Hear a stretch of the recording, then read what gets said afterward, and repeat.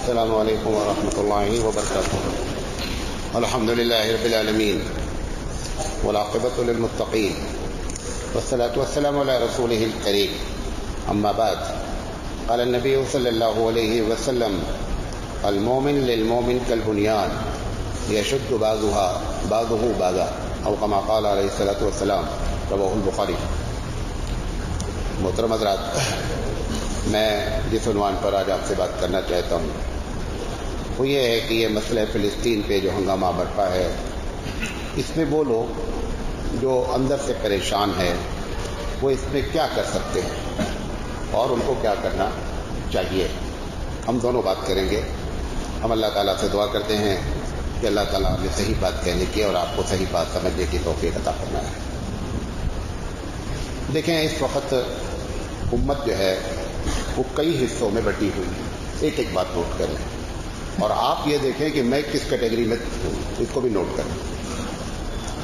ایک طبقہ تو اس میں بے حص ہے، ان کو یہ سب کیا ہو رہا ہے اس سے کچھ مسئلہ ہی نہیں ہے۔ وہ اگر پرابلم میں ہیں تو دنیا میں پرابلم ہے، اگر وہ انجوائے کر رہے ہیں تو ایک چھوٹا سا طبقہ ہے، بہت بڑا نہیں ہے، چھوٹا سا طبقہ ہے، کیونکہ سوشل میڈیا نے ایک بڑے طبقے کو جھنجھوڑ کے رکھ دیا ہے، تو ان سے ہمیں کوئی خاص بات نہیں کرنی ہے۔ ایک طبقہ یہ ہے کہ ان کے ساتھ ایسا اس لیے ہو رہا ہے کہ ان کے عقیدے صحیح نہیں ہیں، جو بھی ہے۔ میں ان سے کہنا چاہتا ہوں، سب کا جواب بھی دیتا جاؤں گا، کہ جو یہ افواہیں پھیلا رہے ہیں کہ ان کے عقیدے صحیح نہیں ہیں اور فلاں ہے، نبی کریم صلی اللہ علیہ وسلم کے عقیدے کے خلاف سب سے خطرناک عقیدہ کفار قریش کا ہے، بڑی موٹی بات ہے، اسی لیے آپ کو مجبور ہو کر کے مکہ کو چھوڑنا پڑا۔ لیکن جیسے ہی آپ مدینہ پہنچے اور پہنچتے ہی پتہ یہ چلا کہ جن کا عقیدہ شرک ہے، جن کا عقیدہ بہت خراب ہے، ان کے یہاں قحط پڑ گیا اور ایک ایک دانے کے محتاج ہو گیا۔ اب حبیب مصطفیٰ کو یہ پالیسی ہے،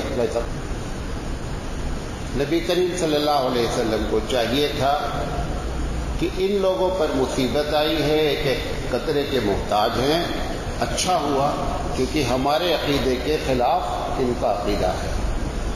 حبیب مصطفیٰ کو جیسے ہی معلوم ہوا کہ یہ پریشان ہیں اور حالات واقعی میں خراب ہیں، حالانکہ اس وقت مدینے میں ابھی اسلامی حکومت اسٹیبلش نہیں ہوئی تھی، ابھی جسٹ آپ مدینہ پہنچے ہی تھے۔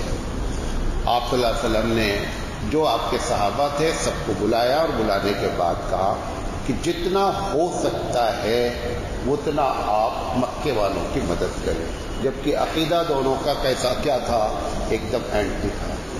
انسانیت کے ناطے ہمیشہ ہر مسلمان پر لازم ہوتا ہے کہ وہ اس کی مدد کرے۔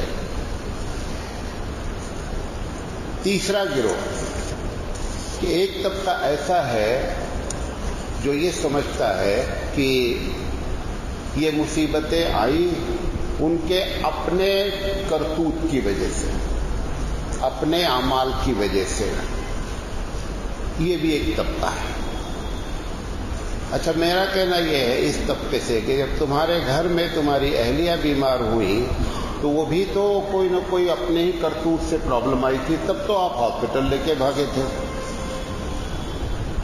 اگر کسی کافر کے گھر میں آگ لگ گئی تو آپ یہی کہیں گے کہ ان کے اپنے کرتوت تھے، اچھا جل جائے، لیکن اسلام کیا سکھاتا ہے کہ آپ کی جو طاقت ہے آپ اس آگ کو بجھانے کی فکر کریں۔ فسادات ہو جاتے ہیں، بہت سے لوگ یہ کہتے رہتے ہیں ان کے اپنے کرتوت کی وجہ سے فساد ہوا۔ اب فساد کی وجہ سے جن کے اوپر بھی ظلم ہوا، کوئی بھی برادری ہو، ہماری ذمہ داری بنتی ہے کہ ہم ان کی مدد کریں۔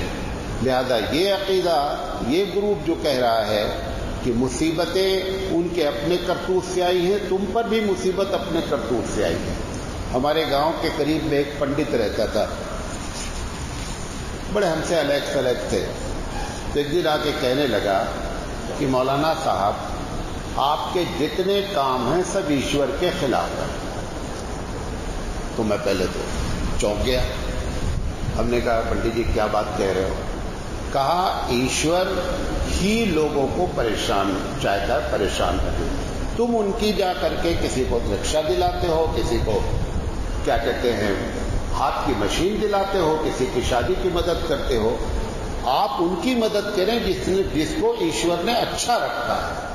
ایشور ان سے خوش ہے اور آپ مدد الٹی کر رہے ہیں. ان کی جا کر مدد کرتے ہیں جو آپریشن نہیں پیسہ تو آپ اس کو ہاسپٹل پہنچا رہے ہیں اپنے ایمبولینس سے. تو پہلے میں سمجھا کہ مذاق میں، کیونکہ کرتا رہتا تھا مذاق. تو ہم نے کہا پنڈت جی واقعی میں آپ یہ کہہ رہے ہیں یا آپ کا یہ وشواس ہے، آپ کا یہ عقیدہ ہے؟ انہوں نے کہا نہیں مولانا صاحب، یہ میرا عقیدہ ہے کہ آپ غلط کر رہے ہیں. تو ہم نے کہا اچھا یہ بتاؤ پنڈت جی، ابھی 3 مہینے پہلے کی بات ہے کہ تمہاری بیوی کے پیٹ میں بہت بڑی گانٹھ پڑ گئی تھی، تو تم اس کو ہاسپٹل لے کر کیوں بھاگے؟ تم کو تو مزید ایسا کرنا چاہیے تھا کہ وہ گانٹھ بڑھ جائے، کیونکہ ایشور نے ہی تو گانٹھ ڈالی ہے نا. تو وہ ایشور نے جو گانٹھ ڈالی ہے تو آپ اس کا آپریشن کرنے لے کر کے کیوں بھاگے؟ جب تمہاری ذات کا معاملہ آ گئے تب تو تم اپنا ٹریٹمنٹ کرو، اور جب انسانیت کا معاملہ آ جائے تو بولو ان کے کرتوت ہیں. یہ پالیسی اسلامی پالیسی نہیں ہے. یہ تیسرا گروہ ہے. چوتھا گروہ جن سے ہم بات کرنا چاہتے ہیں، حقیقت میں ایک بڑا طبقہ، خاص کر ہم بھارتی لوگ یا ایسے تمام ممالک کے لوگ کہ جہاں پر گورنمنٹ کا جو موقف ہے وہ یا تو ان کے خلاف ہے اور یا سائلنٹ بیٹھے ہوئے ہیں. کیونکہ ہم ایک جمہوری ملک میں رہتے ہیں، لہذا ہم کو اپنی جمہوریت کے لحاظ سے اقدام کرنا چاہیے. بڑی تنظیمیں کوشش کر رہی ہیں کہ جس طریقے سے، حالانکہ انہوں نے جو دلیل دی ہے تنظیموں نے، آرگنائزیشن نے، انہوں نے یہ کہا کہ تم نے خود ان کو سمجھا کہ مظلوم ہے. ایک بات سنیے گا. اور تم نے یہاں سے ان کو کیا کیا، جہاز کے ذریعے ان کے لیے آپ نے کھانے پینے کا یا جو بھی مدد کیا. اگر آپ خود سمجھ رہے ہیں وہ مظلوم ہیں تو آپ مسلمانوں کو یا ہر اس شخص کو جو انسانیت کا درد رکھتا ہے ان کو ان کی مدد کرنے کے لیے قانونی چارہ گوئی فراہم کیجیے. اس پر ابھی تک کوئی بھی کارروائی نہیں ہوئی ہے. دلیل انہوں نے بہت مضبوط دی ہے. ابھی کل کی بات ہے کہ بھارت سرکار نے یہ کہتے ہوئے انکار کر دیا کہ میں حماس کو چرم پنتھی گروہ تسلیم نہیں کرتا. گرچہ انہوں نے جو دلیل دی وہ اپنے فیور کی دی. اس نے جو بات کہی، انہوں نے یہ کہا کہ ہمارے ملک میں حماس کی کوئی ایسی کارروائی نہیں ہے کہ جس کی بنیاد پہ میں ان کو چرم پنتھی کی لسٹ میں ڈالوں. یہ کہہ کر کے یہ سب ڈپلومیٹک باتیں ہوتی ہیں، لیکن ڈپلومیٹک بات بھی بہت بڑی بات ہے. تو اس طریقے سے ہماری مسلم تنظیمیں لگی ہوئی ہیں کہ ان کی مدد کیسے کی جائے. اب جب تک کچھ نہیں ہوتا ہے تب تک کیا کرنا ہے، یہ بات بتانا چاہتے ہیں. سب سے پہلی بات سمجھ لیجئے کہ ایسا، ابھی میں نے جو شاہ بازار میں تقریر کیا تھا اس وقت بھی میں نے ایک بات کہی تھی، آج اس کو اور اچھے انداز میں اور مدلل بات کر رہا ہوں. ایسا حماس نے کیوں کیا؟ جب ہم کو معلوم ہے کہ ہماری طاقت لمیٹڈ ہے اور ایک آدمی دنیا کی 5ویں نمبر یا 4تھی نمبر کی فوجی قوت رکھتا ہے، تو ایسے آدمی سے کیوں ٹکرایا گیا؟ یہ ایک سوال یا نشان ہے. بہرحال سوشل میڈیا پر آپ دیکھ رہے ہوں گے بہت سے جوابات آ رہے ہیں، اس میں سے ہم ایک جواب صرف آپ کو دینا چاہتے ہیں. ہم وہ بات کہنا چاہتے ہیں جو اقوام متحدہ UNO کے جنرل سیکریٹری نے یہ بات کہی، جس سے اسرائیل ان پر سخت ناراض ہوا، اور اسرائیل کا ریپرزینٹیٹو موجود تھا جس وقت UNO کے سیکریٹری نے یہ بات کہی. کیا بات کہی؟ اس نے کہا کہ یہ 7 اکتوبر 2023 کا جو حملہ ہوا یہ اچانک کہنا صحیح نہیں ہے. یہ اچانک کہنا صحیح نہیں ہے. ایک آدمی کو تم نے 35 سال سے اوپن جیل کی طرح رکھ رکھا ہے.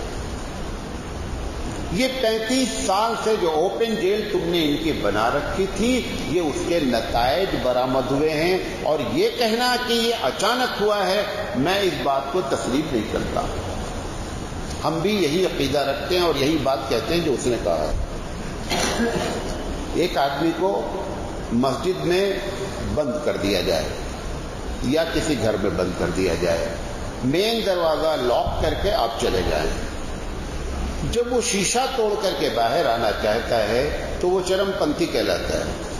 یہ کوئی نہیں دیکھتا ہے کہ مین دروازہ بند کر دیا گیا ہے، جس کی وجہ سے یہ مجبور ہو گیا ہے کہ شیشے کا دروازہ توڑے۔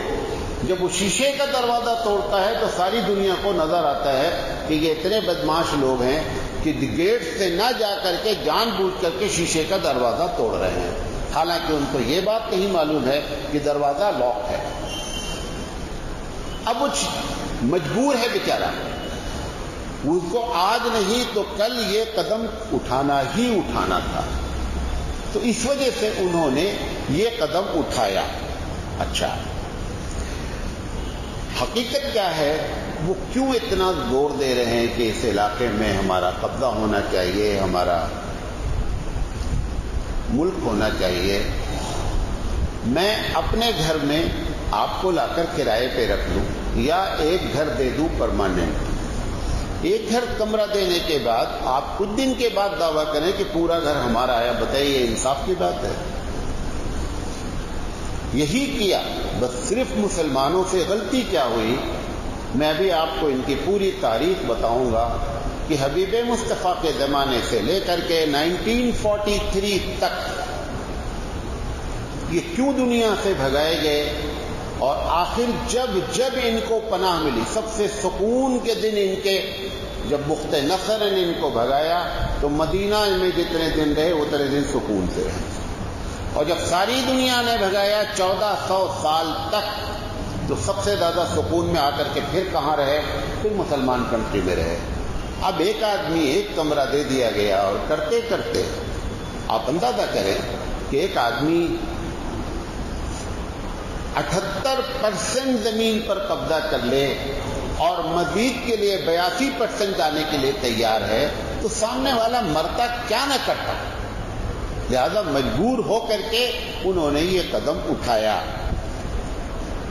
اور یہ اتنا لمبا جو حالانکہ یہ سب طے ہو چکا ہے پہلے کہ فلسطین کہاں رہے گا، کتنی جگہ ان کو دی جائے گی، سب ہو چکا ہے۔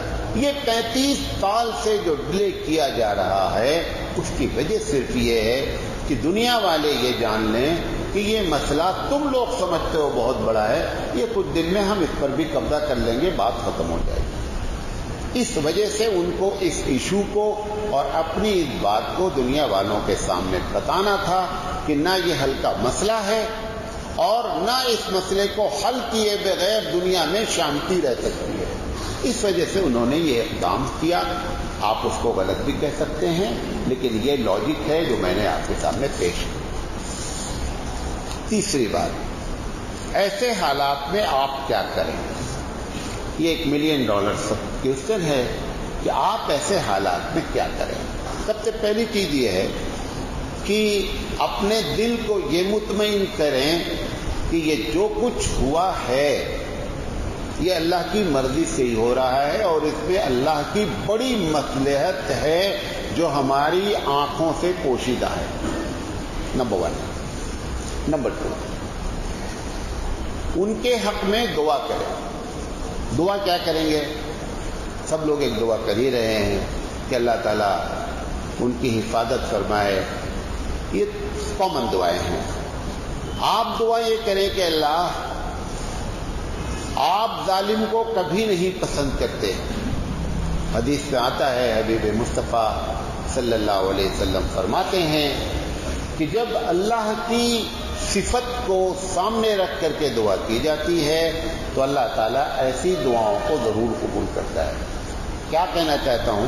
مثال کے طور پر آپ جاب لیس ہیں، آپ دعا کرتے ہیں اللہ مجھے جاب دے دے، ٹھیک ہے، دس از دا ون وے، یہ بھی ایک طریقہ ہے، لیکن اصل طریقہ یہ ہے کہ اللہ تو رزاق ہے اور میں رزق سے محروم ہوں، اور تو اگر مجھے رزق عنایت فرما دے تو تیرے خزانے میں کوئی کمی نہیں ہوگی۔ یہ اللہ کی رزاقیت کی صفت کو مینشن کر کے ذکر کر کے اگر دعا کی جائے تو دعا جلدی قبول ہوتی ہے۔ اللہ انصاف پسند ہے، اللہ ظالم کو کبھی نہیں پسند کرتا ہے، اللہ قدرت والا ہے. اس کی ان صفتوں کا حوالہ دے کر کے ان کے حق میں کیا کی جائے؟ دعائیں کی جائیں. نمبر 1. نمبر 2، جو لوگ مار دیے گئے ہیں، چاہے وہ بچے ہوں، چاہے وہ عورتیں ہوں یا جو بھی ہوں، پروردگار عالم ان کو شہادت کا درجہ عنایت فرمائے. یہ تو ہم اس لیے اتنا گھبراتے ہیں.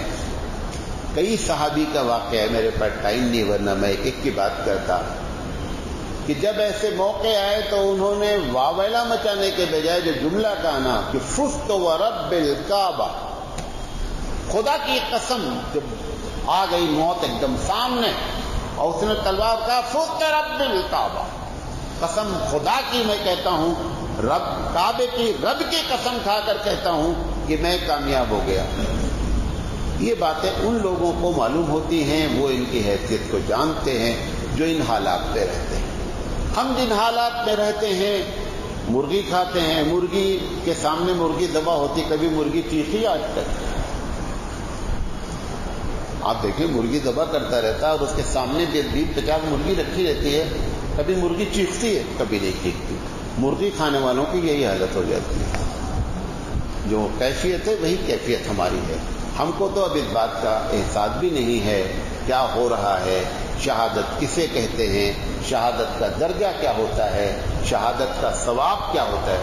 جتنے فرائض ہیں، روزہ، نماز، حج، زکوٰۃ، یہ سب سے ٹاپ کے ہیں. اس ٹاپ پر جو ٹاپر ہے وہ شہادت کا درجہ ہے. اس ٹاپ پر بھی جو ٹاپر ہے وہ شہادت کا درجہ ہے.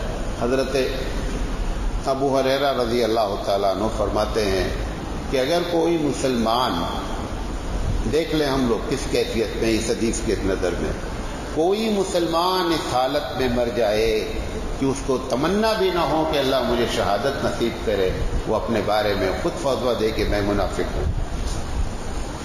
وہ خود اپنے بارے میں کہے کہ میں منافق ہوں، مفتی صاحب کے پاس جانے کی کوئی ضرورت نہیں ہے. تو ان کو شہادت معلوم ہے. حضرت خالد بن ولید رضی اللہ تعالی عنہ جب چلتے تھے تو خط لکھا انہوں نے، کہا دیکھیے یہ تم جو ظلم کر رہے ہو بند کر دو، ورنہ ہم ایک ایسی فوج لے کر کے آ رہے ہیں کہ ان کو موت اتنی پسند ہے کہ جتنا تم کو شراب بھی پسند نہیں اس سے زیادہ ان کو موت پسند ہے. ایسی قوم سے تمہارا مقابلہ ہے. غور و فکر کر لو، جو کرنا ہے کر لو، لیکن یہ نہ جاننا کہ موت سے ان کو ڈرا دیں گے. یہ موت کو اتنا پیار کرتے ہیں جتنا تم شراب کو پیار کرتے ہو اس سے زیادہ پیار کرتے ہو. یہ کیفیت کے لوگ ہیں، لہذا ان کے لیے آپ دعائیں کریں. حق پرستوں کی اگر کہ تو نے دل جوئی نہیں، دانا دیں گے بت کی مسلم کا خدا کوئی نہیں. ایسے دعا مانگیں. قادر مطلق سے اس کی قدرت کے حوالے سے دعا مانگیں. یہ آپ ایک بنیادی کام کریں. ایمانداری سے بتائیے، تکلیف سب کو ہے. کسی ایک وقت کھانے میں آپ نے 1-2 روٹی کے بجائے جو بھوک ہوتی ہے 1 روٹی کیا ہے آپ نے کہ وہ پریشان ہے، پانی نہیں ہے، کھانا نہیں ہے. ان کی یاد میں، ان کی تڑپ کر ہمارے دل کی کیفیت جو آپ چلا رہے ہیں نا، ایسا ہونا چاہیے ویسا، یہ سب شور شرابہ ہے. اپنی زندگی میں دیکھیں کہ ہم نے 1 روٹی کم کی ہے کہ وہ پریشان ہے، تب معلوم ہوتا ہے کہ حقیقت کیا ہے. تب ہم کو اپنے دل کی کیفیت معلوم ہوتی ہے. شو بازی بند کریں، حقیقت پر اتریں. جب حقیقت پر اترتا ہے بندہ، تب پروردگار عالم کی رحمت کیا ہوتی ہے، متوجہ ہوتی ہے. وہ کیا کہتا ہے کہ میں تمہارے دل پہ جو گراف بنتا ہے نا، اس کی بنیاد پر تمہارے بارے میں فیصلہ کرتا ہوں. وَيَعْلَمُ مَا تُوَسْوِسُ بِهِ نَفْسُهُ، میں جانتا ہوں کہ تمہارے دل پہ کیا اٹھ رہا ہے. اس کیفیت پر پروردگار عالم ڈیسیژن لیتا ہے. ٹھیک ہے، کتنے فون آئے ہیں، کتنے کال آئے ہیں، کتنے میسج آئے ہیں، اس پچھلے 10 دن میں کہ مولانا صاحب یہ بات کہیے، مولانا صاحب یہ بات کہیے. میں ان کی ان باتوں کی قدر کرتا ہوں، ایسا نہیں ہے، قدر کرتا ہوں، لیکن یہ فارمیلٹی ہے. حقیقت پر اتریں اور اپنی ذات کو ہم سب سے پہلے حقیقت پر اتاریں. کھانے کے بعد میٹھا کھانے کی عادت ہے. ایک مرتبہ سوچیں میٹھا کھاتے وقت کہ جن کو چاول بھی نصیب نہیں ہے، میں میٹھا کھا رہا ہوں، میں یہ کر رہا ہوں، میں پارٹی کر رہا ہوں. یہ سب پر کیفیت، میں نہیں کہہ رہا ہوں پارٹی کرنا گناہ ہے، لیکن کیفیت جب ہمارے ابا کا انتقال ہو جاتا ہے، ہمارے جوان بیٹے کا انتقال ہو جاتا ہے، تو ہم اس کے غم میں کھانا چاہیں بھی تو نہیں کھا پاتے. ہوتا ہی نہیں ہوتا ہے. بھوک تو ہوتی ہے، کھانا دل نہیں چاہتا. وہ دل کیفیت ہوئی ہے. وہ دل کی جب کیفیت ہوگی تب حالات بدلے گے. اتنے دل بیک وقت اگر ان کی دل کی کیفیت بدل جائے تو پروردگار عالم رحمان و رحیم ہے. وہ تمہارے اور ہمارے دل کی کیفیت پر فیصلے بدل سکتا ہے، لیکن دل کی کیفیت نہیں بدل رہی ہے. صرف اور صرف کبھی ہم ان کے لیے تہجد میں اٹھ جائیں، نہیں پڑھتے ہیں تہجد، لیکن آج ہم اس لیے اٹھے ہیں کہ اپنے فلسطینی بھائی کے لیے اللہ کے دربار میں دعا کریں گے. تب رب ذوالجلال کی رحمت جوش میں آتی ہے. یہ تقریریں کرنے سے کچھ نہیں ہوتا ہے، سوشل میڈیا پہ ڈال دینے سے کچھ نہیں ہوتا ہے. دل کی کیفیت کو بدلیں تب پروردگار عالم کی رحمت کو توجہ ہوتی ہے. حبیب مصطفیٰ کیا کر رہے ہیں؟ سید الانبیاء. غور سے سنیے گا ایک بات. سید الانبیاء وعدہ ہے رب ذوالجلال کا، مالک کل کا، کہ لِيُظْهِرَهُ عَلَى الدِّينِ كُلِّهِ، کہ محمد صلی اللہ علیہ وسلم میں تمہارے دین کو غالب کر کے رہوں گا. لیکن جب جنگ بدر سامنے آ گئی، رات کا وقت ہے، ابو بکر صدیق رضی اللہ تعالیٰ عنہ پیچھے کھڑے، کاندھے پہ چادر ہے، ہاتھ اٹھا کے اپنے رب سے کہتے کہ پروردگار عالم، اگر آج تو نے ان 313 کی لاج نہیں رکھی تو ابھی دھرتی پر تیرا نام لینے والا قیامت تک کوئی باقی نہیں رہے گا. ایسی جب کیفیت پیدا ہوتی ہے، ابو بکر پیچھے کھڑے ہیں، دعا سے ابو بکر صدیق رضی اللہ تعالیٰ نے تعجب میں پڑ گئے کہ حبیب مصطفیٰ اتنا زیادہ اندر سے پریشان ہے. کہنے لگے ابو بکر، اللہ کے رسول، اب اللہ نے آپ کی سن لی ہے، آپ ایک دم فکر نہیں کریں، اللہ آپ کو ضرور جتا کے رہے گا. لیکن حبیب مصطفیٰ کی کیفیت دیکھیے، کیفیت دیکھیے. ہماری بھی کیفیت جس دن ہوگی نا، تب نہتھے میں 313 نہتھے تھے، تلوار کی جگہ پر کھجور کی شاخیں لیے ہوئے تھے. تب رب ذوالجلال نے 5000 ملائکہ بھیجے کہ حبیب مصطفیٰ کی دیکھ دعا. تب فرشتے نازل ہوتے ہیں. کب فرشتے نازل ہوتے ہیں؟ دل کی کیفیت کی بنیاد پر ہوتا ہے. لہذا دعا دل کی کیفیت. ہم پریشان ہیں، یہی سب سے بڑے مسئلہ ہے. ان کی جانیں چلی جائیں ہمیں کوئی چنتا نہیں ہے. سب بیکار کی باتیں ہو رہی ہیں، فضولیات ہو رہی ہیں، خدا کی قدم فضولیات ہو رہی ہیں. سب غلط ہو رہا ہے، کچھ بھی صحیح نہیں ہو رہا ہے. اپنی کیفیت کو ہم بدلیں. آسمان و زمین وہی ہے، قرآن کریم وہی ہے، رب بھی وہی ہے، وعدے بھی وہی ہیں. صرف بدلہ کون ہے؟ بدلے ہیں ہم. ورنہ آج بھی پروردگار عالم کی مدد ویسے ہی اترتی ہے جیسے اترنی چاہیے، اور اتر رہی ہے. ابھی میں بتاؤں گا آپ کو انشاءاللہ کیسے اتر رہی ہے. جس کو آپ ٹھیک ہے 15,000 مار دیے گئے، ٹھیک ہے، ہمیشہ ہمارے پاس مرتے رہتے ہیں. جب ہم نے خون دیا ہے، دنیا نے دیکھا ہے کہ خون ہمیشہ اپنا رنگ لاتا ہے. نوٹ کر لیں، جب خون ہم نے بہایا اس دھرتی پر، انگریزوں کے خلاف ہم نے بہایا، چھوڑنا پڑا بھارت کو. جب ہم نے خون بہایا ہے، ہمارا خون کبھی رائے گا نہیں جاتا. نوٹ کر لیں. ٹھیک ہے، لوگوں کو نظر نہیں آتا، لیکن جب نظر آتا ہے تو ہوائیاں اڑنے لگتی ہیں. یہ ایک کرنے کا کام ہے. نمبر 2، اپنے دل میں طے کریں. ہم جمہوری ملک میں رہتے ہیں، اپنے دل میں طے کریں کہ اگر ہمارے حالات ٹھیک ہوئے ملک کے اور ملک نے کسی قسم کی اس میں چھوٹ دی کہ آپ لوگ ان کی مدد کر سکتے ہیں، ابھی بیٹھے ہوئے نیت کریں. ہر سننے والا نیت کرے کہ رب ذوالجلال میں اگر مالی مدد کر سکتا ہوں جتنا ہو سکے گا اتنا میں مدد کروں گا. یہ آپ کر سکتے ہیں. بغیر دیے ہوئے ثواب لوٹا جا سکتا ہے، بغیر دیے ہوئے ثواب لوٹا جا سکتا ہے. حدیث میں آتا ہے کہ جب نیت نیک کام کی نیت کر لی جاتی ہے تو اسی وقت سے حساب شروع ہو جاتا ہے، اللہ اس کو نوٹ کر لیتا ہے. پروردگار عالم گنتی پر نہیں جاتا، پروردگار عالم دل کی کیفیت پر جاتا ہے. یہ دوسرا کام کیا جا سکتا ہے.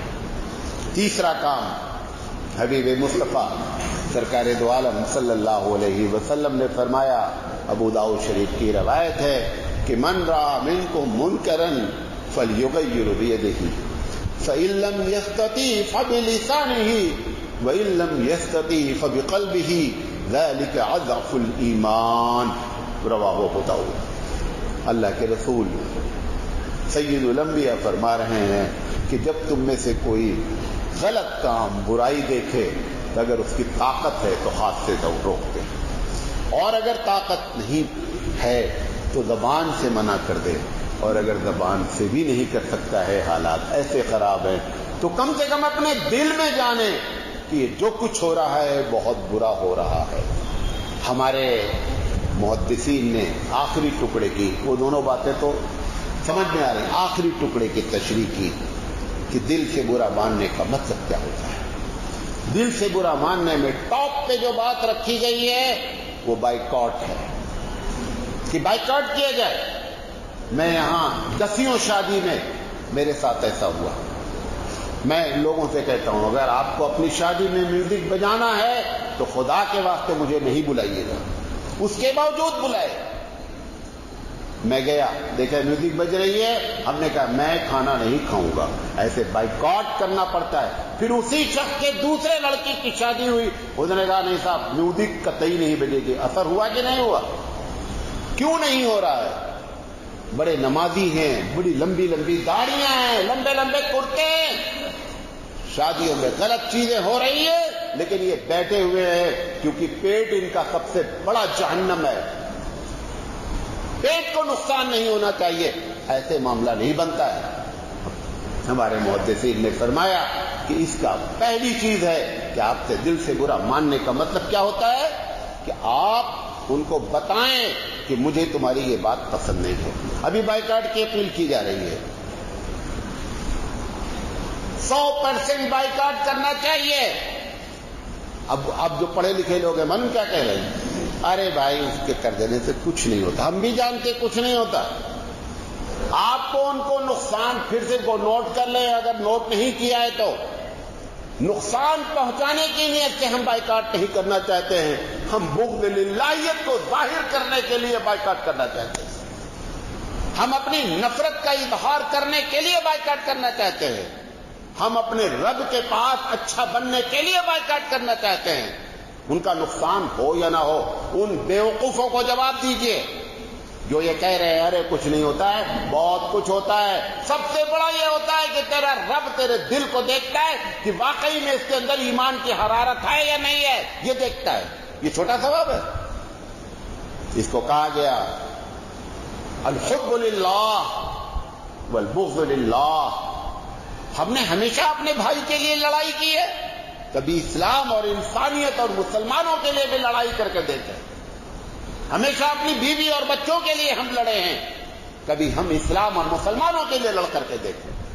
یہ بائیکاٹ کا یہ فائدہ ہوتا ہے. وہ دوسرا جو کچھ ہوگا وہ دوسرے لوگ بتائیں گے. میں تو ایک مولوی ہوں، میں مولویانہ انداز میں آپ سے بات کرنا چاہ رہا ہوں کہ اس کا اصل فائدہ ہم اپنے ایمان کے حرارت کا جو تھوڑا موڑا باقی ہے حصہ نا وہ دے دیں. ابھی میں ایک جگہ گیا، مجھے اتنی خوشی ہوئی، گوکاک میں شاید کل نے پچھلے جمعہ کی بات، کھانے کے بعد انہوں نے کہا کہ کچھ ٹھنڈا پئیں گے. ہم نے کہا جو بھی ٹھنڈا لاؤ گے سب تمہارا. انہوں نے کہا مولانا ہم لوگ کوئی بھی حالانکہ ایک دم بہت معمولی سا انسان، بہت کم پڑھا لکھا انسان، اس کے ایمانی کیفیت ہے. اس نے کہا مولانا صاحب جو فریج میں رکھا ہوا تھا اور جس دن یہ اعلان ہوا ساری بوتلیں لے جا کر کے کیا کر دیا میں نے، گندے نالے میں ڈالا. یہ ایمانی کیفیت ہوتی ہے. یہ ایسے نہیں ہوتا معاملہ، یہ ایمانی کیفیت ہوتی ہے. جب اللہ کے رسول صلی اللہ علیہ وسلم پر آیت نازل ہوئی کہ شراب حرام ہے،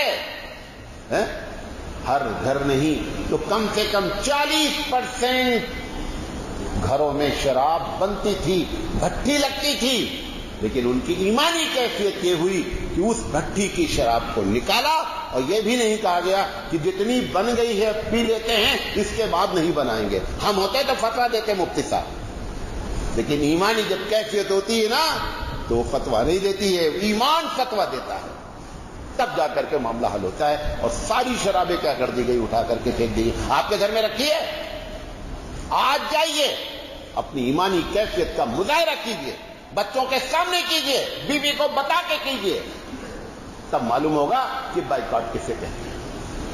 یہ دوسرا کام کرنے کا ہے. ہم نے یہ جملہ کیوں کہا کہ ہم ان کو نقصان پہنچانے کی نیت سے نہیں.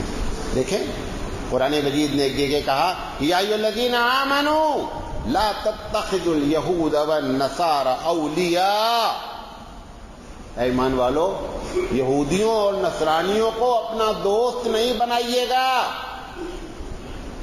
یہ مطلق یہاں پہ کہا. اس کی تفسیر میں ہمارے علماء نے لکھا کہ وہ یہودی، وہ نصرانی جو اسلام اور مسلمانوں پر ظلم کرتے ہیں ان کو دوست ہی بنائیے گا. کیوں؟ کیونکہ سورہ ممتحنہ کی آیت نازل ہوئی، آیت نمبر 8 جا کر دیکھ لیجئے گا، لمبی آیت ہے، میں نے ترجمہ بتا رہا ہوں. اللہ کہہ رہا ہے میں نے تم سے اس سے نہیں منع کیا ہے کہ تم ان لوگوں کے ساتھ اچھا برتاؤ نہیں کرو، میں نے نہیں منع کیا، نہ میں نے کہا ہے کہ ان کے ساتھ ظلم کرو. ان اللہ یحب المقسطین، رب ذوالجلال تو انصاف کو پسند کرتا ہے. لہذا یہ ہم اس لیے میں نے یہ جملہ کہا کہ آپ نیت اپنی قبلہ درست رکھیں کہ بائیکاٹ کرنے کی بنیادی وجہ کیا ہے.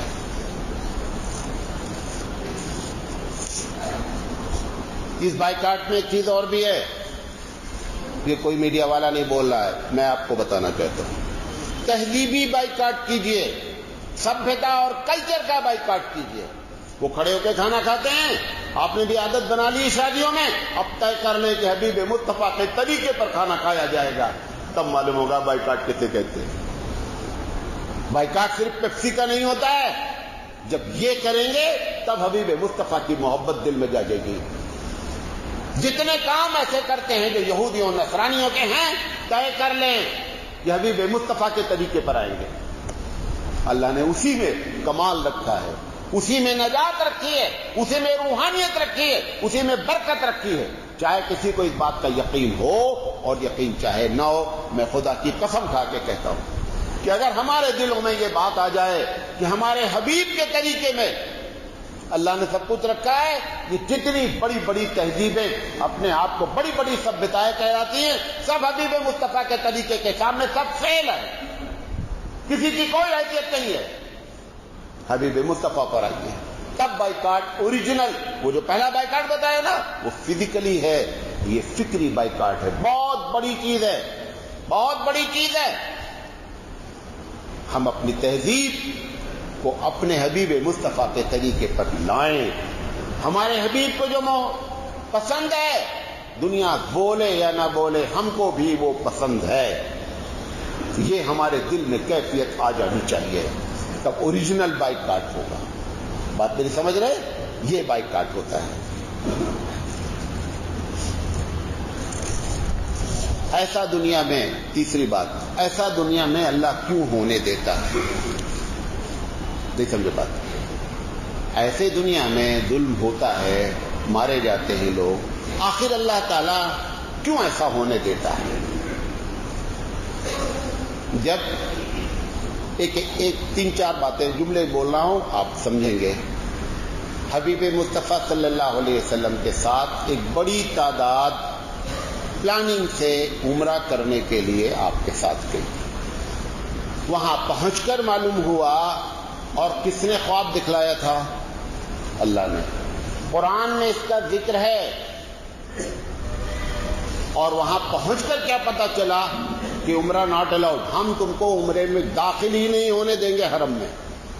حبیب مصطفیٰ صلی اللہ علیہ وسلم بھی بہت اندر سے اپسیٹ ہوئے، لیکن اللہ ہی نے کہا کہ محمد صلی اللہ علیہ وسلم واپس ہو جائیے، عمرہ نہ کیجیے اور اس کو جانیے کہ تمہاری جیت ہے. آپ بتائیے دنیا کا کون آدمی اس وقت بولے گا کہ ایک تو ہم ان کی شرطیں الٹی سیدھی مان رہے ہیں، عمرہ کرنے کے لیے پرمیشن حرم میں نہیں انٹر ہونے دے رہے، اور حبیب مصطفیٰ کو اللہ تعالیٰ قرآن میں کیا کہہ رہا ہے کہ یہ تمہاری بڑی جیت ہے. کوئی نہیں سمجھ میں آ رہا تھا. صحابہ بکھر گئے. یہ ایک واقعہ ہے، یہ ہمارے علم میں جو واقعہ ہے اس میں سے ایک ہی واقعہ ہے کہ اللہ کے رسول نے کہا کہ لوگوں اپنے اپنے سر کو منڈا لو، احرام کھول دو، ہم عمرہ نہیں کر پائیں گے.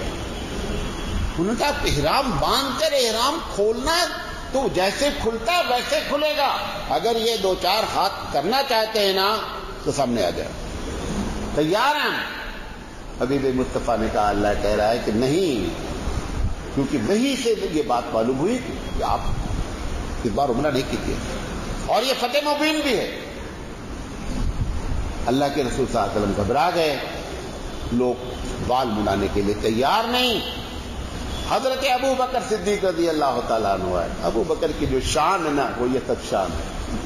ابو بکر صدیق رضی اللہ تعالیٰ عنہ وہ پرسنالٹی ہے، نوٹ کر لے، کہ جب امت کو مایوسی آتی ہے تو ابو بکر کھڑے ہوتے ہیں. یہی ان کا سب سے بڑا کیریکٹر ہے کہ جس کی وجہ سے رب ذوالجلال نے ان کو یہ مقام دیا. معلوم کیا کہا حضرت عمر؟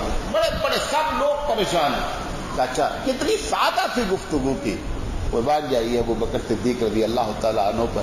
فرمایا کہ اچھا یہ بتاؤ یہ نبی گائیڈڈ بائی گاڈ ہیں کہ نہیں؟ اللہ کی جانب سے ہدایت ان کو مل رہی، اس پر کام کر رہے ہیں یا نہیں؟ کہاں ہے وَمَا يَنْطِقُ عَنِ الْهَوَىٰ إِنْ هُوَ إِلَّا وَحْيٌ يُوحَىٰ. یہ تو اللہ کے رسول ہیں، جو ان کو وحی ہوتی ہے وہ یہ کرتے ہیں. تو کہا جب اللہ کی وحی کے اشارے سے کر رہے ہیں اور وہ کہہ رہے ہیں کھول دو، تو اس میں اپنے کو کیا چنتا ہے یار؟ اللہ بولا ہے کر ایسا کر رہے ہیں. ایک جملے میں وہ سارے لوگوں کے غصے، سارے لوگوں کی مایوسی کو انہوں نے کیا کر دیا؟ رفع کر دیا. ایسے وقت میں وہی عالم ہوتا ہے، وہی دانشور ہوتا ہے جب امت مایوسی کی کگار پہ کھڑی ہو تو ان کو کیا کر دے؟ اٹھا دے. یہ کہتے ہی سارا معاملہ ٹھنڈا ہو گیا. آنے والے دنوں میں جتنے نتائج برآمد ہوئے، دیکھیے جواب دے رہا ہوں، جس کو سب نے جانا تھا کہ بہت بڑی ہماری شکست ہے، آنے والے دنوں میں دیکھا کہ صلح حدیبیہ سے بہتر کوئی بھی انسیڈنٹ، کوئی حادثہ اسلام میں پیش ہی نہیں آیا. سارا معاملہ بنا کس کی بات؟ صلح حدیبیہ. یہ اللہ تعالیٰ کی ایک پالیسی ہے. چونکہ ہم نہیں جانتے فیوچر میں کہ what is going to happen, کیا ہونے جا رہا ہے. میں آج بھی آپ کو، ہمارا جوان لڑکا مر جائے اور اگر ہم کو اللہ یہ بتا دے کہ میں نے اس لیے مارا ہے، آپ یقین جانیں کہ آپ سجدے میں گر جائیں گے، رب کا شکر ادا کریں گے. صرف ہماری پریشانی ہم انسان ہیں، ہم ظاہری بات کو دیکھتے ہیں جس کی وجہ سے ہماری دل کی کیفیت بدل جاتی ہے. لیکن ہر ایسے موقع پر یاد رکھیں کہ رب کی نگاہ میں دور رس نتائج ہوتے ہیں. اور اس کا جو لوگ آج زندہ ہیں جن کی عمر 40 سال ہے، اپنے مرنے سے پہلے دیکھ لیں گے کہ حماس کی اس حرکت کی بنیاد پر کیا کیا نتائج برآمد ہوئے. یہ سب 20 سال کے اندر سارا ہو جانا انشاءاللہ. لیکن ہم کو ابھی سمجھ میں نہیں آ رہی، اس لیے ہم پریشان. آپ کی پریشانی نیچرل ہے، لیکن رب کا پلان بہت ہی قابل قدر ہے. رب کے بغیر رضا کے کچھ نہیں ہوتا ہے.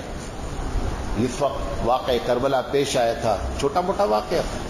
یہ غزہ اس کے سامنے کیا ہے؟ کچھ بھی نہیں ہے. نواس رسول ہے، اندازہ کریں، نواس رسول کو کافر نے قتل نہیں کیا، وہ اس نے قتل کیا جو اپنے آپ کو مسلمان کہتا تھا. اور پروردگار عالم دیکھ رہا ہے اس کا. وہ نواس رسول جس کے بارے میں خوشخبری سنائی تھی نبی کریم صلی اللہ علیہ وسلم کو کہ یہ تمہارے دونوں نواسے جنت کے سردار ہوں گے نوجوانوں کے. ان کے ہاتھ ان کے حالات ایسے ہوئے اور رب ذوالجلال سب دیکھ رہا ہے، لیکن وہی حضرت حسین کی شہادت ہے اور ان کی قربانی ہے. یہ ٹوپیاں اور داڑیاں اور یہ مسجدیں نظر آ رہی ہیں، یہ ہم کو نہیں معلوم ہوتا ہے. یہ ان کی قربانی کے نتائج ہیں جو ہم آج دیکھ رہے ہیں. ایسے ہی رب ذوالجلال کا پروگرام ہوتا ہے. ہم کچھ نہیں کہہ سکتے کہ کیا ہو رہا ہے. ایک مثال دے کے سمجھاتا ہوں. آپ کسی کے گھر میں گئے، غور سے سنیے گا، ہال میں بیٹھے ہوئے ہیں، اس گھر کی عورت باتھ روم میں ایک لڑکے کو خوب رگڑ کے نہلا رہی، بچہ خوب رو رہا ہے. آپ ہال میں اکیلے بیٹھے ہیں، 50 گالیاں دے رہے ہیں. کس کو؟ اس عورت کو. کس کو تمیز نہیں ہے؟ ہمیں بچے کو چپ کرا لے یار. کون سا ایسا پہاڑ ٹوٹ گیا؟ ہزاروں باتیں تمہارے دل میں آ رہی ہیں. کیوں؟ کیونکہ تم سمجھ رہے ہو کہ ظلم ہو رہا ہے بچے کو پر، اس لیے وہ کیا کر رہا ہے؟ رو رہا ہے. تھوڑے دیر کے بعد اس کے گھر کا جو مالک ہے جو بھی آیا، انہوں نے کہا بھیا کاہے کو رو رہا ہے اتنا بڑا؟ کہا آپ کو معلوم نہیں ہے کہ انکل وہ چلا گیا تھا، بہت گندگی لگا کے آیا ہے، وہ امی اس کو صاف کر رہی اس لیے رو رہا ہے. اب یہ جو 50 گالیاں دیا تھا نا، یہ مطمئن ہو گیا کہ جو ہو رہا ہے صحیح ہو رہا ہے. لیکن مطمئن کب ہوا؟ جب اس کو یہ بات معلوم ہو گئی کہ ایسا کیوں ہو رہا ہے. آپ اور ہم بھی خدا کی پلاننگ کو اگر جان جائیں تو ویسے ہی مطمئن ہوں گے جیسے وہ ہال میں بیٹھا ہوا آپ بھی مطمئن ہوا. لیکن ہم کو معلوم نہیں ہے، اس کی وجہ سے ہم اندر سے پریشان ہوتے ہیں. اور یہ پریشانی کوئی ایمان کے خلاف نہیں ہے، یہ پریشانی نیچرل ہے. لیکن جو ہم کو حبیب مصطفیٰ نے تربیت کی ہے کہ یہ یاد رکھنا، پتا بھی نہیں ہلتا بغیر اس کے ہلائے ہوئے. جب یہ اس عقیدے کو سامنے رکھیں گے تب ہم کو بات سمجھ میں آ جائے گی. علامہ ابن تیمیہ رحمۃ اللہ علیہ سے جب یہ واقعہ کربلا کے بارے میں پوچھا گیا کہ اتنا بڑا سانحہ ہے، ہم تو آج سوچ لیتے ہیں تو سوچتے ہیں کون لوگ تھے جو نواسے رسول کو قتل کرنے پر آ گئے اور پوری امت ایسے بیٹھی رہ گئی. نہیں تب تو بمباری نہیں ہو رہی تھی نا، تب تو افراد کی لڑائی تھی یار، بمباری تو نہیں ہو رہی تھی، افراد کی لڑائی تھی. اور اتنے فرد نہیں کھڑے ہوتے کہ وہ عبید اللہ گورنر کی مخالفت کر سکیں، بلکہ جو موافق تھے وہ بھی کیا ہو گئے، انہی کے ساتھ مل گئے. کہاں چلا گیا تھا ایمان؟ اور ابھی تو کیول 60 سال گزرے تھے، اب تو 1450 کے اوپر جا رہے ہیں بھیا. اس وقت صرف 60 سال گزرے تھے. علامہ ابن تیمیہ رحمۃ اللہ علیہ نے جواب دیا، اور یہ انہی کا حق بھی تھا جواب دینا. علامہ ابن تیمیہ رحمۃ اللہ علیہ نے فرمایا کہ رب ذوالجلال کو حسین کو شہادت کا درجہ دینا تھا، لہذا اللہ نے یہ موقع ان کو عنایت فرمایا. لہذا آپ لوگ اس پر مطمئن رہیں کہ حضرت حسین رضی اللہ تعالیٰ عنہ کو شہادت کے ذریعے جو مقام ملنا تھا وہ مقام رب ذوالجلال نے عنایت فرما دیا. بات میری سمجھے؟ آخری بات، 2 باتیں اور کریں گے، تھوڑا سا لیٹ ہوگا چلے گا کیونکہ بات پوری کلیئر ہو جائے. یہ دل میں یقین کر لیں، میں ابھی پروف کے ساتھ بات کروں گا، یقین کر لیں جس دن سے موسیٰ علیہ السلام کے بعد جب سے اس قوم میں بگاڑ آیا ہے، حبیب مصطفیٰ صلی اللہ علیہ وسلم اور حضرت موسیٰ علیہ السلام کے زمانے میں ایک لمبا فرق ہے. لیکن قرآن نے کہا ہے کہ محمد صلی اللہ علیہ وسلم یہ اتنی شرارت پسند قوم ہے، کہتا ہے ضربت علیہم الذلہ، قسمت میں ان کے ہم نے لکھ دیا ہے ذلیل ہونا. کیا لکھ دیا ہے؟ اس کون کہہ رہا ہے؟ مالک کل کہہ رہا ہے کہ میں نے ان کے قسمت میں ذلت لکھ دی ہے. آگے کہتا ہے اینما ثقفوا، جہاں بھی رہیں گے ذلیل ہوں گے. پھر کہتا ہے الا بحبل من اللہ، یہ اگر عزت پا سکتے ہیں تو اللہ کی فرما برداری کے ذریعے پا سکتے ہیں. ایک جملہ اور کہا ہے وحبل من الناس، یا تو کوئی اتنا بڑا سپورٹ ان کے ہاتھ کندھے پر رہے جس کی وجہ سے عزت پا سکتے ہیں، ورنہ ان کی قسمت پہ عزت نہیں ہے. اور آخری جتنا دنیا چاہے ان کے فیور میں اتر جائے، ہمارے حبیب مصطفیٰ صلی اللہ علیہ وسلم کی بخاری کی روایت ہے، مسلم شریف کی روایت ہے کہ قیامت اس وقت تک قائم نہیں ہوگی جب تک کہ ایک پتھر پکار کر کہے گا کہ یہ فساد پھیلانے والا یہاں ہے اور اس کو قتل کرو۔ ایک ایک یہودی دھرتی پر جب تک مارا نہیں جائے گا تب تک قیامت قائم نہیں ہوگی۔ نوٹ کر لینا، جتنے فساد فی الارض کرنے والے ہیں یہ ہمارے حبیب مصطفیٰ صلی اللہ علیہ وسلم کی پیشین گوئی ہے، پتھر پکار پکار کر کہے گا یہ آ چھپے ہوئے ہیں، ان کو مارا۔ لہذا ذلت ان کی قسمت ہے، نوٹ کر لے۔ ان کو ذلیل کیسے کیا گیا؟ ایک تاریخ کی بات مختصر کرتا ہوں، غور سے سنیے گا۔ ان کو حقیقت کیا ہے کہ حضرت موسیٰ علیہ السلام کے یہ ماننے والے ہیں۔ موسیٰ علیہ السلام اور عیسیٰ علیہ السلام، یہ دونوں نے، عیسیٰ علیہ السلام نے تو کبھی کوشش نہیں کی حکومت قائم کرنے کی اور نہ ان کو موقع ملا۔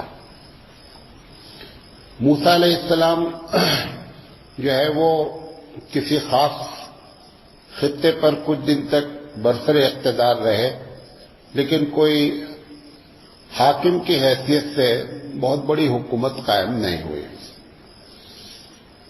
یہ لوگ، یہودی کا ایک بڑا طبقہ اس علاقے میں رہتا تھا، اور ابھی جب عیسیٰ علیہ السلام کے ماننے والے آئے، چونکہ ان کے مزاج میں شروع سے شرارت ہے، لہذا یہ شرارت کرتے رہے، تو عیسائیوں نے ان کو اس علاقے سے، جو یہ پورا پرانا شام کہلاتا ہے، اس علاقے سے ان کو بہت قتل و غارت کیا اور مجبور کر دیا کہ یہ علاقہ چھوڑے۔ اب چھوڑ کر کے کہاں جائیں؟ تو چونکہ توریت پر ان کا یقین تھا، اور توریت اور بلکہ زبور، توریت اور انجیل، تینوں میں یہ بات لکھی ہوئی تھی کہ آخری نبی محمد صلی اللہ علیہ وسلم آئیں گے اور وہی آخری نبی ہوں گے۔ تو یہ لوگ اس علاقے کے رہنے والے تھے، یہ تو بہت سرسبز علاقہ ہے، تو ان لوگوں نے یہ سوچا کہ جس علاقے کا ذکر ہے توریت میں، انجیل میں، وہیں پہ چل کے بسنا چاہیے۔ لہذا یہ یہاں سے اٹھے شام سے اور یہ مدینہ چلے گئے۔ حالانکہ مدینہ تو کوئی خاص ایسا علاقہ نہیں تھا، لیکن چونکہ ان کو یہ تھا کہ وہ نئے نبی آنے والے ہیں، اگر وہ آ گئے تو ہم لوگ ان کا سپورٹ کریں گے اور پھر عیسائیوں کو جو ہے وہ ختم کریں گے۔ اس نیت سے یہ وہاں گئے۔ وہاں پر جانے کے بعد، اور یہ سارا واقعہ سب لکھا ہوا ہے کہ یہ تانا دیتے تھے آپس میں ایک دوسرے کو۔ بہرحال نبی کریم صلی اللہ علیہ وسلم جب آئے تو مسئلہ سب سے بڑا گمبھیر ان کے سامنے یہ ہو گیا کہ سارے انبیاء حضرت ابراہیم علیہ السلام کے بعد اسحاق علیہ السلام سے چلتے ہیں، لیکن محمد صلی اللہ علیہ وسلم کا جو خاندان ہے وہ اسماعیل علیہ السلام سے شروع ہوا۔ لہذا انہوں نے وہاں سے دشمنی شروع کی کہ اگر یہ اسحاق علیہ السلام کی اولاد ہوتے تو ہم ان کا سپورٹ کرتے۔ لہذا یہ وہاں سے دشمنی شروع ہوئی، اور وہ دشمنی آج تک ویسی ہی چلی آ رہی ہے۔ پھر جب نبی کریم صلی اللہ علیہ وسلم مدینہ آئے تو چونکہ ہمیشہ یہ سازش سے جیتے یا ہارے لیکن کرتے ہیں سازش، ہے بزدل قوم، لیکن سازش، پلاننگ، یہ سب بڑی خطرناک کرتے ہیں۔ تو نبی کریم صلی اللہ علیہ وسلم کے زمانے میں بھی انہوں نے کیا، تو اللہ کے رسول صلی اللہ علیہ وسلم نے ان کو جو ان کا علاقہ تھا، خیبر کا علاقہ خاص کر، وہاں سے آپ نے کہا کہ یہاں سے نکل جائیں۔ بہرحال خیبر کا علاقہ خالی ہوا، لیکن چونکہ مزاج میں جب آدمی کی شرارت ہوتی ہے تو بچھو جیسے ہے، بچھو کا کام ہے ڈنگ مارتے رہنا. آپ اس کو کتنا بھی پیار سے رکھیں گے تو ڈنگ تو مارے گا وہ، کیونکہ ڈنگ مارنا اس کی کیا ہے، عادت ہے. تو حضرت عمر کے زمانے میں جب انہوں نے شرارت کی تو حضرت عمر نے رضی اللہ تعالیٰ عنہ نے عرب کے علاقے سے ان کو نکال دیا. اب جب عرب کے علاقے سے نکلے، کیونکہ تھوڑی تعداد تھی، تو کہاں جائے بیچارے یہ، اب یہ تلاش کرتے رہے. تو اس کے بعد یہ پھر شام کے علاقے میں آئے جہاں سے گئے تھے. تو 890 627 عیسوی میں، ہجری نہیں بول رہا ہوں، عیسوی میں ان کو نکالا گیا. کہاں سے؟ عرب سے. وہاں سے شام آئے. پھر 890 میں شام سے نکالا گیا تو اسپین چلے گئے 920 میں. پھر 920 میں وہاں سے نکالا گیا تو انگلینڈ چلے گئے 1290 میں. پھر انگلینڈ میں شرارت کیا تو انگلینڈ والوں نے نکال دیا. اور پھر یہ فرانس چلے گئے. جب فرانس چلے گئے تو 1306 میں فرانس والوں نے ان کو نکال دیا تو بیلجیم چلے گئے. بیلجیم سے 1370 میں ان کو پھر نکالا گیا تو یوگوسلاویہ چلے گئے. یوگوسلاویہ میں کافی دن تک رہے گئے. پھر 1394 میں پھر ان کو فرانس نے جو ہے پناہ دے دی تو فرانس آ گئے. پھر 1422 میں فرانس والوں نے دیکھا کہ شرارت بند نہیں ہوئی، بہت توبہ تلہ کیا تو ان کو روس والوں نے قبول کیا، روس میں آ کے رہنے لگے. پھر روس میں انہوں نے شرارت کی تو 1510 میں روس سے نکل کر اٹلی چلے گئے. پھر اٹلی میں جا کے شرارت کیا تو 1540 میں اٹلی والوں نے نکال دیا. پھر وہاں سے نکلے 1540 میں تو جرمنی چلے گئے. پھر جرمنی میں جو کچھ ہوا، ہٹلر نے جو کچھ ان کے ساتھ کیا وہ قیامت تک ان کو یاد رہے گا. اگر سوتے ہوئے بھی ہٹلر کا نام ان سے لے لیا جائے تو وہ کانپنے لگتے ہیں. ہٹلر نے ان کے ساتھ بہت برا کیا. بہرحال پھر جرمنی سے نکال دیے گئے 1551 میں. تو یہ ترکی آ گئے. ترکی آئے تو کافی دن تک رہے اور اس کے بعد پھر مختلف جگہوں میں، ایک جگہ کے نہیں بلکہ کئی جگہوں پہ رہنے لگے.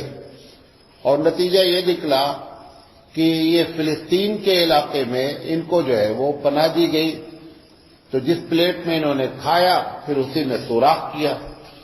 اور نتیجہ یہ نکلا کہ روس وغیرہ اور خاص کر انگلینڈ اور امریکہ، انگلینڈ اور امریکہ مین تھا، ان سے مل کر کے انہوں نے جو ہے اس علاقے میں ایک چھوٹی سی حکومت قائم کرنے کی بات کی.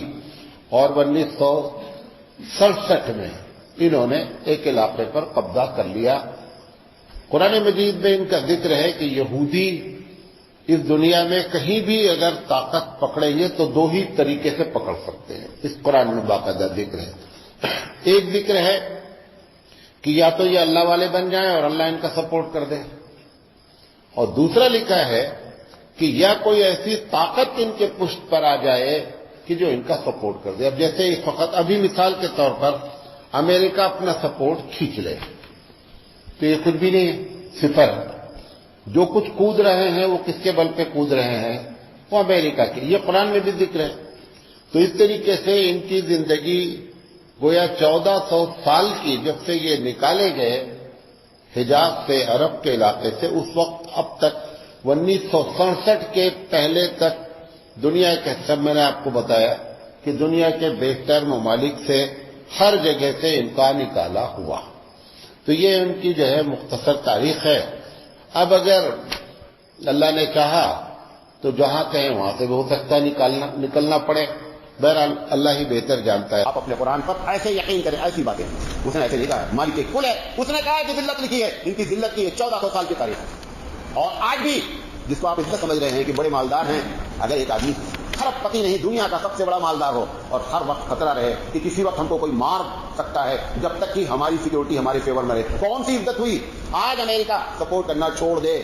قرآن نے کہا ہے کہ بحبل من الناس، لوگوں کے سپورٹ کی وجہ سے کھڑا ہے. اگر وہ لوگ سپورٹ کھینچ لیں تو 5 منٹ میں پھر ذلیل ہو جائیں گے، ویسے جیسے اس کے پہلے ذلیل ہو جائیں. آخری بات, یہ جو حماس کی بات کر رہے ہیں آپ لوگ, حماس نے ایسا کیوں کیا, اس میں کیا کھویا, کیا پایا؟ کھویا انہوں نے پورا ملک کا 1/4 حصہ جو عمارتیں تھی سب کیا ہو چکے ہیں, تباہ ہو چکے ہیں. 12 سے 13,000 لوگ, بچے, عورتیں شہید ہو چکے ہیں. لیکن پایا کیا معلوم آپ کو؟ وہ اسرائیل جو یہ کہتا تھا کہ میں دنیا کی چوتھی بڑی طاقت ہوں, ابھی رڈار پر اب آ رہا ہے کہ اس کی طاقت کا اندازہ لگ گیا. جس کو یہ کہتے تھے کہ ہمارے پاس وہ ٹینک ہیں کہ دنیا کے کوئی میزائل ان کو نقصان نہیں پہنچاتے, جب رب کی مدد آتی ہے نا تو وہ ٹینک فیل ہوتے ہیں. اس کا آپ رب کی مدد نہیں مانتے, فرشتے اترے تبھی نہیں مدد ہوتی, ایسے بھی مدد ہوتی ہے. دنیا والوں کو بتایا تھا کہ ہم نے ایک ایسی دیوار بنائی ہے غزہ اور اسرائیل کے درمیان میں کہ اس کو کسی بھی شکل میں اگر کوئی چھوئے گا تو بھی ہم کو پتا چلے گا بلڈوزر سے گرا دی گئی اور ان کے فرشتوں کو پتا نہیں چلا. تھوڑی بڑی بات ہے. موساد جو بھارت کو سمجھتا تھا کہ ان کی CID ہمارے ماتحت ہے, ہم سب کچھ ہیں, موساد کے فرشتوں کو خبر نہیں لگی اور 7 اکتوبر کو حملہ کر دیا. یہ سب انہوں نے حاصل کیا. اب ان کی جو فوجی طاقت ہے ابھی جب بند ہوگی, انشاءاللہ جلدی ہی بند ہو جائے گی. نیتنیاہو صاحب اب اگلے کسی بھی سیاسی موت ہوگی, ان کی سیاسی موت ہوگی, اندر اتنا خلچار ہے کہ تو نیوز آ نہیں پا رہی ہے, وہاں پہ جانے نہیں دیا جا رہا ہے, ورنہ آپ کو حیرت ہوگی کہ کس طریقے سے ان کی مخالفت ہو رہی ہے. اور پھر دنیا والوں کو یہ بتا دیا کہ دادا نارمل مسئلہ نہیں ہے, یہ مسجد اقصی کا معاملہ ہے, ہم خون دے دیں گے لیکن مسجد اقصی کی حفاظت کر کے رہیں گے. دنیا والوں کو بتا دیا کہ مسجد اقصی کسے کہتے ہیں. ہم جیسے لوگوں کو جن کے ایمان سرد پڑ گئے تھے ان کو ایمانی حرارت عطا کر دیا. یہ فائدہ کب ہوا ہے؟ یہ کم فائدہ ہے کہ آپ کے دل میں 2,000-2,500 کلومیٹر دور آپ بیٹھے ہوئے ہیں, لیکن آپ کے دل کی کیفیت, آپ کا دل کس کے ساتھ ہے, ان کے ساتھ ہے. یہ بڑا فائدہ ہوا ہے. اور جس کو وہ سمجھ رہے تھے کہ ہم بڑی طاقت ہیں, سارے غبارے کے ہوا کے ہے نکل گئے. اب یہ دنیا کو جو ڈراتے تھے, اور عرب دنیا پہ یہی کہتے تھے نا کہ میں چوتھی بڑی طاقت ہوں, ابھی تو اس آدمی نے مقابلہ کیا ہے جس کے پاس نہ حکومت ہے, جس کے پاس نہ جہاد ہے, جس کے پاس نہ اپنا ٹینکر ہے. ابھی تو اس نے مقابلہ کیا ہے. کبھی اس سے مقابلہ جب ہو جائے گا جس کے پاس ٹینکر ہے اور جس کے پاس فائٹر ہے, تب تمہیں معلوم ہوگا کہ غبارے کی ہوا نکل چکی ہے. بس انہیں یہ سارے فائدے ہوئے ہیں. اللہ تعالیٰ سے دعا کریں کہ اللہ تعالیٰ ان کو ہمت دے, جو لوگ شہید ہوئے ان کو شہادت کا درجہ دے, اور اپنی ایمانی حرارت کا آپ اللہ کے سامنے جیسے میں نے بتایا اس کیفیت سے جو ہے بات کریں. اللہ تعالیٰ ہمارا مددگار و ناصر ہے. باخر دعوانا ان الحمد للہ رب العالمین.